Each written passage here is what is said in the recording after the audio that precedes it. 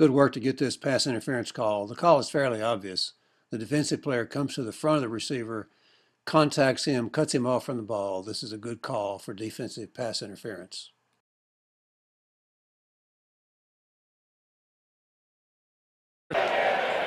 Interference, 30 on the defense, 15 yards, first down. Good work by the line judge to get this holding foul. The slot man takes on the cornerback who's coming up to make the play. The slot man grabs him, pulls him to the ground. This is a good call.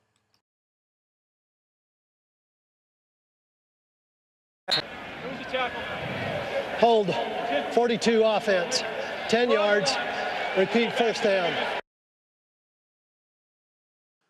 On this play, we have a situation at the end of a game that's worthy of some discussion. The visiting team snaps the ball with 1 second on the clock, and the field goal attempt is blocked. The ball doesn't cross the neutral zone, so the kicking team tries to advance it.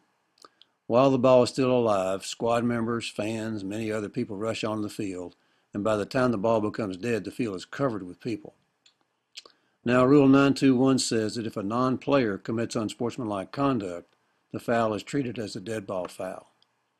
However, this rule anticipates that the action of the non-players will not interfere with the action on the field. So clearly 921 does not apply in this situation. The rule that does cover this play, however, is 923 under unfair acts, which deals with persons other than players who interfere in any way with the ball, a player, or an official. This rule is intentionally general, and it was written to cover unusual circumstances such as this one. By design, it gives the referee broad discretion in deciding what penalty to impose based on his judgment of the situation. In the present case, his decision to impose a 15-yard penalty and extend the quarter for one untimed down is quite appropriate. I want to commend the crew for the way they handled this. They were calm, they were reasoned, they're professional. They handled this exactly right. This was a very potentially explosive situation, very unusual, and they did a great job. We have a live ball foul. Live ball. While the play was still alive, the crowd rushed the field. That's a live ball 15-yard penalty from the 34, one untimed down at the 19. Good job to get this dead ball personal foul targeting a defenseless player. This is another reminder that dead ball officiating is so important. Just because the play is over does not mean the action is over. This is a good job by the referee to announce why the player may remain in the game, helmet coming off due to the direct result of the foul. This is good work overall. Following the play, dead ball, unnecessary roughness, 58 offense. That foul caused the helmet player to come off on the defense. He may remain in the game. Fourth down. This is a good call for defensive pass interference. The defender makes early contact and drives through the back of the receiver to prevent him from getting to the ball. Good call. Pass interference, defense number 2. The ball be placed at the spot of the foul. First down. Good job to get this advance of the ball after the receiver signals for a fair catch and then muffs the ball and picks it up and tries to run with it. It's good to get this shut down. The earlier we can get this shut down, the better it is, the less likely for other kinds of trouble. But this is good to get this, and good delay of game foul. Delay of game on the receiving team, advancing the ball after signaling for a fair catch. 5-yard penalty, first down, timeout. This play has several things that we want to talk about. There's a good running into the kicker call by the referee on this play. The punt receiver never gets possession of the ball, so there is no fumble. We miss a targeting foul. You'll see the players from the kicking team come in, and the first player to hit lowers his head, targets and hits the receiver in the helmet, and this should have been a foul called. The crew is correct in not allowing advance because there was no fumble. The ball is still a kick. It is dead as soon as the kicking team recovers. But we should have had a targeting foul for the action against the punt receiver. The result of the play is that the kick was muffed and recovered by the kicking team. The kicking team cannot advance the ball. It is dead there. Back at the line of scrimmage, we had running into the kicker by the receiving team. This penalty is declined. First down. We get a good call on a false start here. You'll see that the player in the circle is covered up. He puts his hand on the ground and then lifts it up to adjust. And because he is not on the end of the line, he cannot move once he's put his hand on the ground. So this is a good job to get this false start. False start. Number 12 of the offense. 5-yard penalty. First down. This is very nice work to pick up this clipping foul on this play. This is a very dangerous play, and the only way we're going to see this is if we're cleaning up behind the action, as you'll see that this player is trailing the play. So it's good to get this cleanup job, and excellent call, because this is a very, very dangerous foul. Personal foul. Clipping. Number 78 of the offense. Penalty's half the distance to the goal line. First down.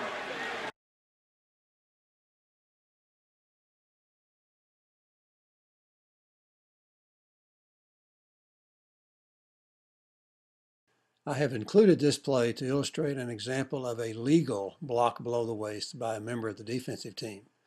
The defensive team is allowed to block below the waist in a 10-yard band, 5 yards behind and 5 yards beyond the neutral zone.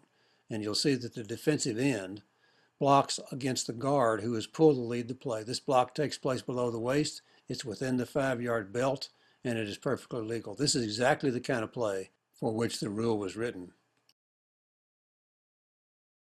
We focus, as we should, on defenseless players being targeted and struck in the head or neck area. But here's a good example of how a defender legally tackles a defenseless player. He uses his shoulder, he wraps up, he does not lead with the crown of his helmet, he does not target above the head and neck area. This shows how it can be done perfectly legally.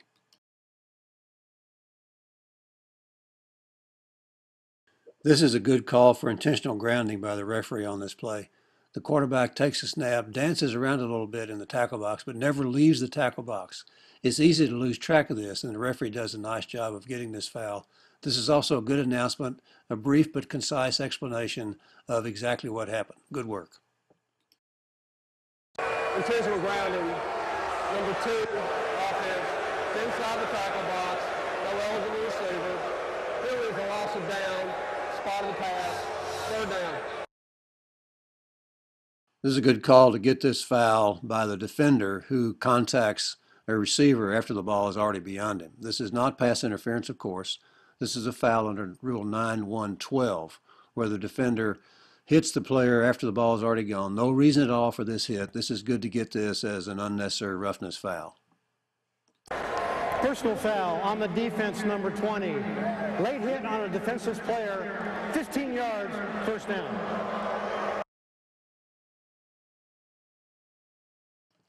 This is good work by the side judge to call defensive pass interference on this play. The defender restricts the path of the receiver to get to the ball, obviously impeding his ability to make the catch. This is a good call. Crawford Tufts is your deep player, your guy that can get vertical, can stretch a defense. So Shortell knows he's... We get a call for interference with the opportunity to catch the kick, but in fact there is no foul. The kicking team player gets no closer than about 2 yards of the receiver, and furthermore there is a member of the kicking team, a teammate of the receiver, between the man called for the foul and the receiver. There's no foul on this play. Here's the call. Kick gets interference. 34 on the kicking team. 15 yards from the end of the kick. First down. The defense plays this down with 12 players, and we don't have a flag on the ground. Luckily, replay bails us out. This is an important play. It's a fourth down play. The offensive team does not make the line to gain, and the ball would have gone over on downs. Luckily, replay caught the 12 men on the field. But the officials on the field must be very careful to count every play and not miss these obvious 12 men on the field fouls. Here's the further call. review. Minnesota participated with 12 players on defense. It's a 5-yard penalty. The yardage results in a Western Michigan first down. Wow.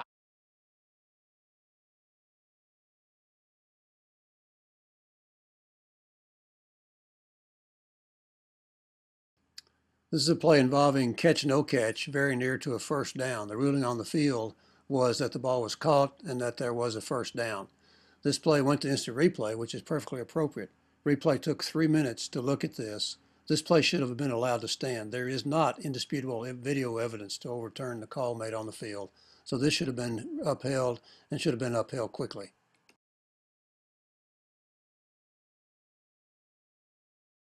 Ruling on the field as the runner was out at the 38.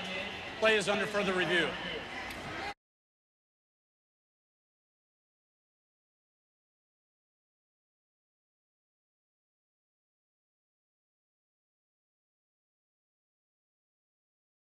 After further review, the pass was incomplete.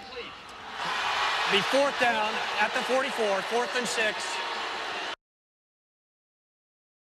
This is a nice example of good dead ball officiating on this play. You'll see that following the interception, the player intercepting the ball is tackled and then he gets hit late.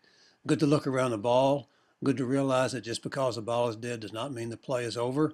This is good work, good dead ball officiating. Personal foul, late hit, number 68 Baylor. 15-yard penalty, 1st down. We get a good call for a chop block here. The snapper and the left guard. The left guard engages low, the snapper comes in high. This is good work to get this. This is a dangerous foul. We want to get these chop blocks. Personal foul, chop block, number 68 offense. Penalties decline, 4th down.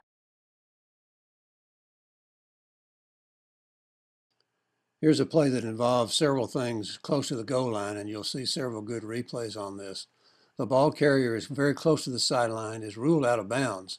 But in fact, you'll see that the ball comes out, appears to hit the pylon. It looks as if the pylon falls over because the ball hits it. But this was not the way the play was ruled. It was ruled out of bounds. And it would have been a touchback had it been ruled properly with the ball hitting the pylon. Instant replay did not review this. This should have been reviewed. This is an situation where instant replay must get in and stop the game for a further review of such a tight play very near the goal line.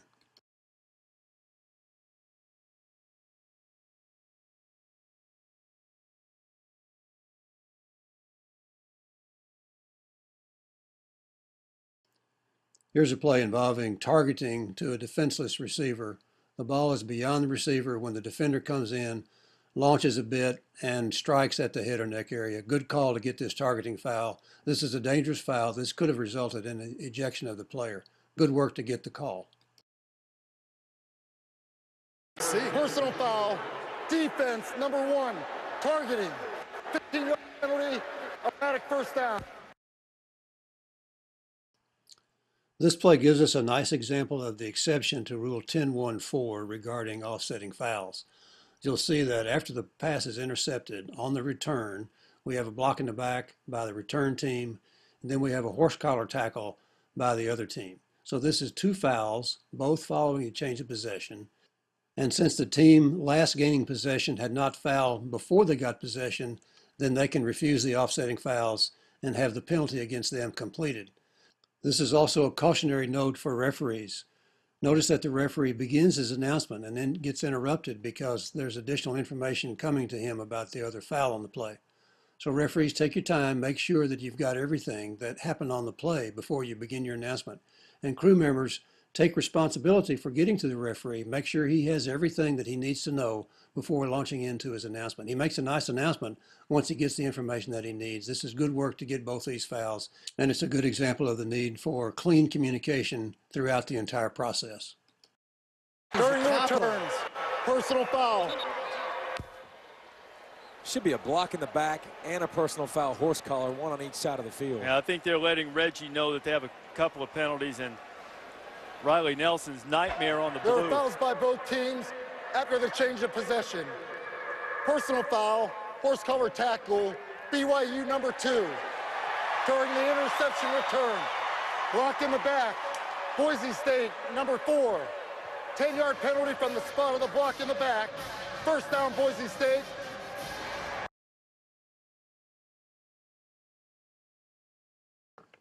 Good call for defensive pass interference.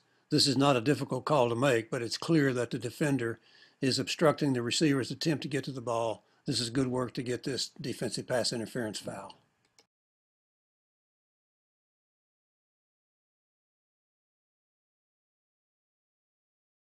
Right here as they call the pass interference. Defense number 2.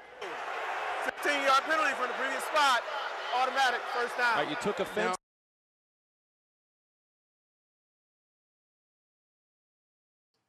Good call for defensive pass interference here.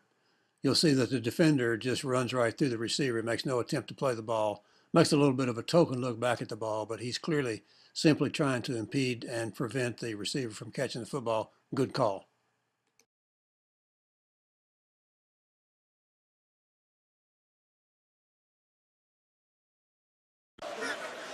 Defensive pass interference.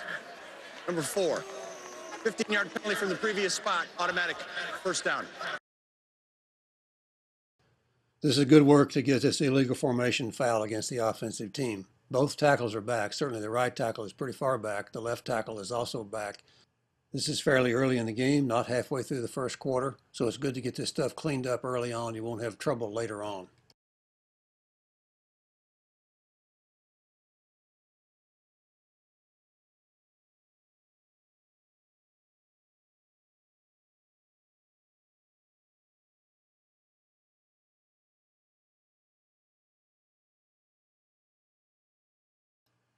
We have a clipping foul on this play, which is good to call. Clipping doesn't happen very often. It can be a surprise when we see it, so it's good to be alert for it. The force of the initial contact is from the back. You'll see that the player winds up on the side in front, but in fact, the block starts from behind. This is a good call. It's a dangerous block. We need to get these. Good work to notice this clipping foul. Personal foul. Clipping on the offense. Number 76. Half the distance. First down.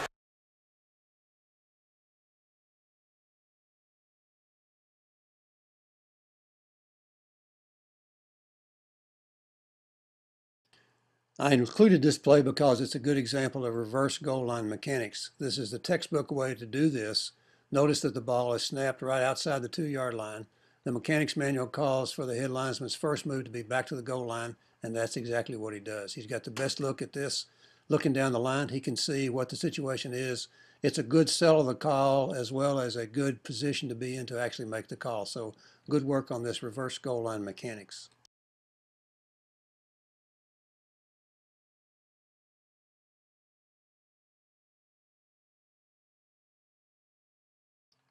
Good call for holding on this kickoff return. The guilty party is circled in the video that you will see. This is a good call. This is an excellent announcement by the referee. Clear, crisp, precise. Good job.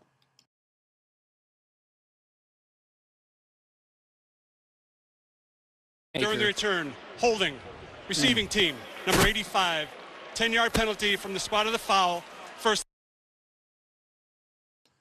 This is a good call on a targeting foul. The defensive player gathers himself, launches, strikes the receiver in the head and neck area. This is a good call.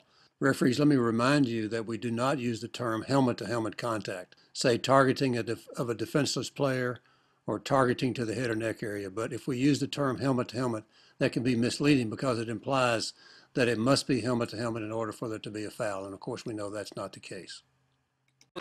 Personal foul, defense, number 6. Helmet-to-helmet contact, 15 yards, automatic first down. This is good work to get this blocking below the waist foul on the interception return. Remember, the rule is that blocking below the waist is not allowed following a change of possession by either team anywhere on the field. This is best seen on the replay of this play. Referee, when you make your announcement, it's a little confusing to say that the block was against the defense because by that time, of course, the team intercepting the ball is on offense. So be sure to get a number and indicate either the color of the team or on the return team. After the interception, block below the waist on the defense, 15-yard penalty